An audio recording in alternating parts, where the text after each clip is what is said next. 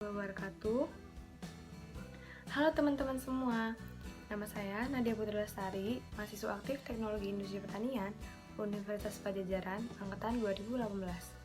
Pada kesempatan kali ini, saya ingin berbagi informasi mengenai penanganan limbah, khususnya pada limbah industri pulp and paper yang baik dan aman sebelum dibuang ke perairan.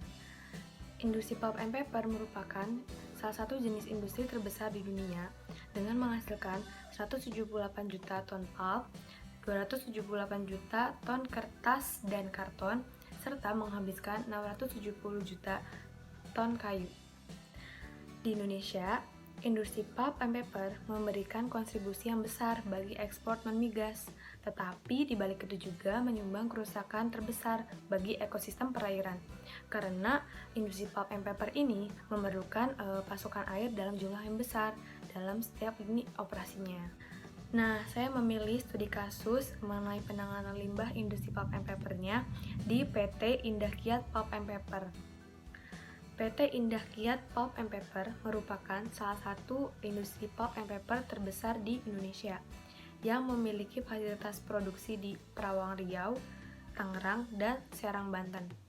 PT Indah Kiat Pulp and Paper memproduksi bubur kertas, beberapa jenis kertas seperti kertas tulis dan cetak, kertas fotokopi, kertas industri seperti kertas kemasan, boxboard, maupun kertas berwarna. Pasti kalian penasaran dan bertanya-tanya, sebenarnya proses pembuatan kertas yang selama ini kita gunakan sehari-hari itu seperti apa sih kira-kira? Let's know the process flow chart. Nah, urutan prosesnya itu yang pertama ada pembuatan pulp mesin, dan paper mesin. Proses pertama dalam pembuatan pulp yaitu wood preparation. Nah, dalam proses ini merupakan tahap awal persiapan kayu sebagai bahan baku yang akan dijadikan serpihan kayu atau chips. Nah, kemudian chips dimasukkan ke dalam screening. Screening di sini ini menggunakan vibrating screen. Tujuannya itu untuk memisahkan chips yang berukuran standar dengan chips yang tidak memenuhi ukuran standar. Chips standar memiliki ukuran panjang 10-25 mm, kemudian lebar 10-25 mm dengan ketebalan 5-8 mm. Kemudian chips yang memiliki standar itu dibawa dan ditumpuk ke tempat penumpukan yang disebut dengan chipper storage. Chips yang didapatkan dari wood preparation kemudian masuk ke tahap berikutnya, yaitu tahap cooking. Nah, chips ini dimasukkan ke vessel besar bertekanan yang dinamakan dengan digester bersama dengan white liquor. Nah, sebenarnya white liquor di sini itu apa sih? Nah, white liquor itu merupakan campuran antara larutan NaOH dengan Na2SO4. Nantinya Na2SO4 ini akan direduksi menjadi natrium sulfida. Nah, kemudian dari proses cooking ini didapatkan si pulp dan si black liquor. Black liquor ini merupakan si lignin yang larut di dalam white liquor. Kemudian pulp dan black liquor ini masuk ke tahap pencucian. Tahap pencucian ini terbagi menjadi beberapa tahap. Yang pertama itu adalah tahap denocting. Nah, di tahap denocting ini terjadi penghilangan mata kayu karena sebagian besar pulp itu masih mengandung mata kayu. Maka di tahap denocting ini si mata kayunya itu dihilangkan. Kemudian pulp dan black liquor ini masuk ke dalam tahap screening. Nah, dalam tahap screening ini tujuannya itu untuk memisahkan kotoran berdasarkan berat dan dimensi yang lebih besar daripada serat.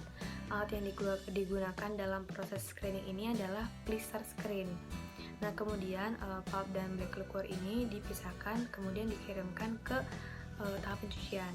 Setelah dicuci, pulp ini masuk ke dalam tahap oxygen delignification atau dapat disebut juga sebagai tahap pre-bleaching.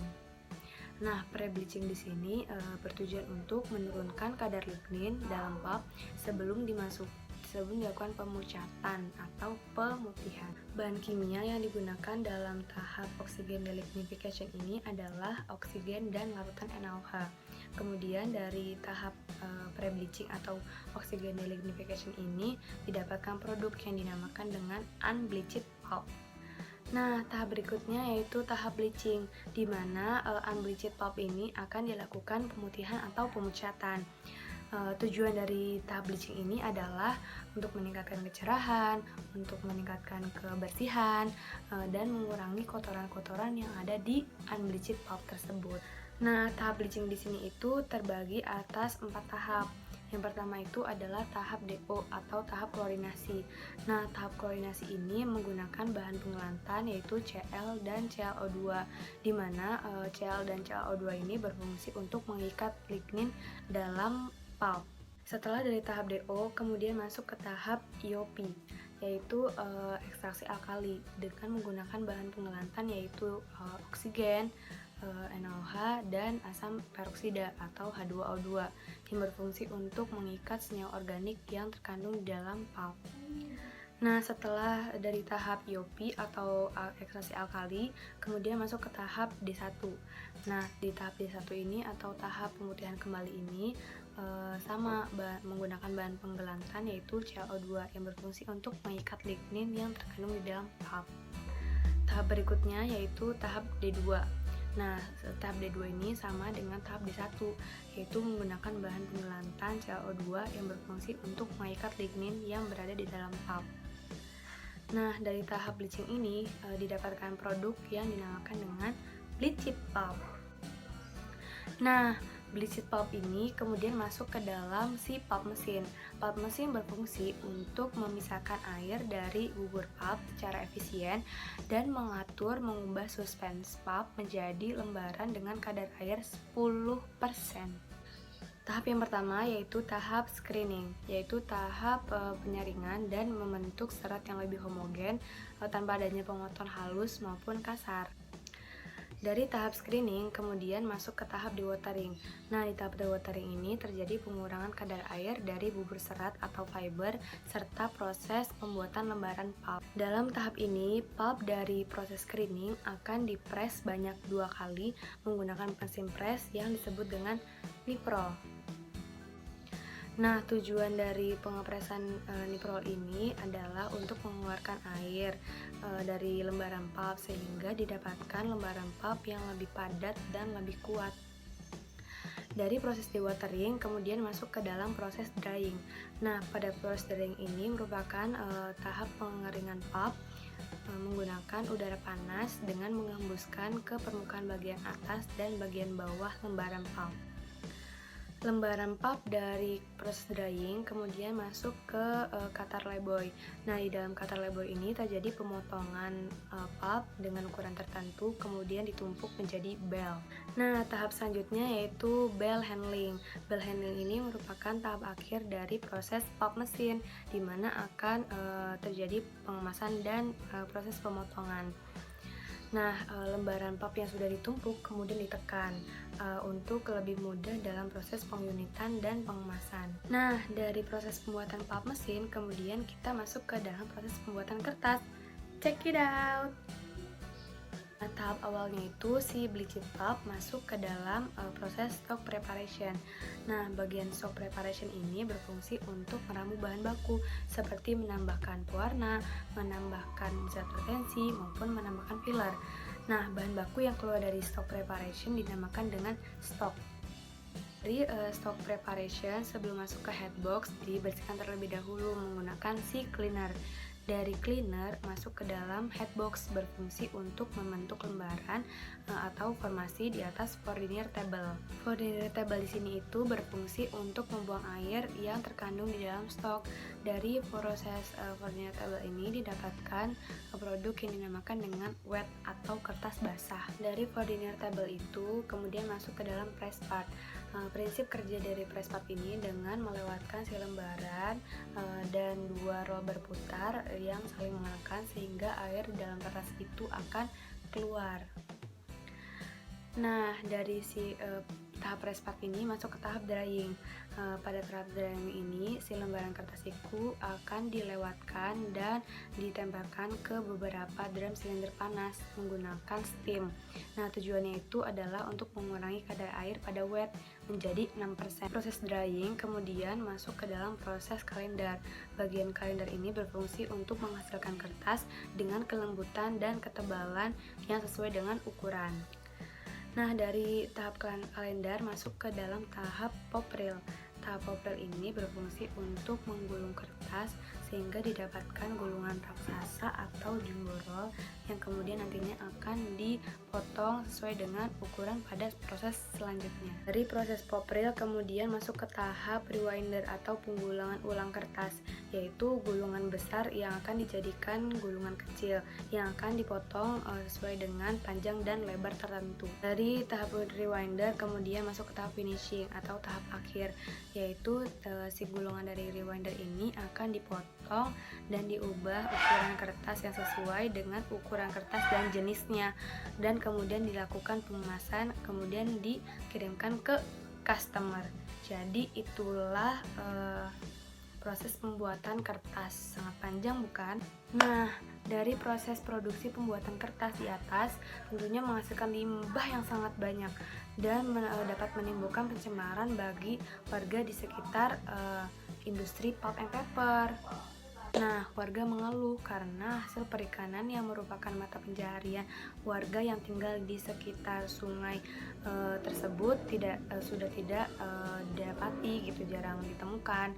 Mau mandi atau melakukan aktivitas lainnya seperti mencuci, memasak, dan yang lainnya itu sudah tidak dapat dilakukan karena warna air sungainya itu udah berubah, tidak seperti dulu lagi.